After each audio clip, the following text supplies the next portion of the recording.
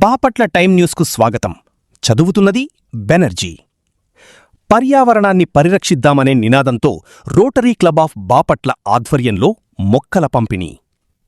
ఆదివారం పట్టణంలోని మొదటి వార్డు రామకృష్ణపురంలో 3150 Rotary district governor Uday Pilani పిలుపు మేరకు రోటరీ క్లబ్ ఆధ్వర్యంలో మొక్కలను నాటి పంపిణీ చేశారు.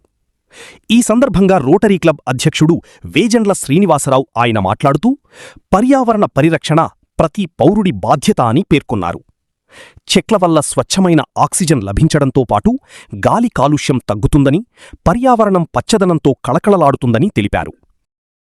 చేసినటువంటి మా రోటరీ సభ్యులకు మరియు స్థానిక ప్రజలకు అందరికీ ముందుగా రోటరీ క్లబ్ ఆఫ్ బాపట్ల తరఫున ప్రత్యేక ధన్యవాదాలు.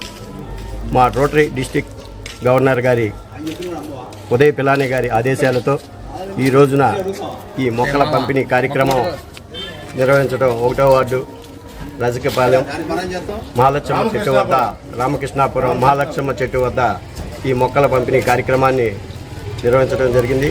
ఈ మొక్కలను ప్రతి ఒక్కరూ కూడా నాటి పర్యావరణాన్ని పరిరక్షించవలసిందిగా, వృక్షో రక్షితో రక్షితం, మొక్కలను మనం కాపాడితే అవి మనల్ని కాపాడుతాయి అనే దానికి నిదర్శనంగా వీటిని మొత్తాన్ని కూడా ప్రతి ఒక్కరూ వీటిని నాటి వీటి సంరక్షణను జాగ్రత్తగా చూస్తారని ఆశిస్తూ రోటరీ క్లబ్ ఆఫ్ బాపట్ల తరఫున ధన్యవాదాలు, కృతజ్ఞతలు.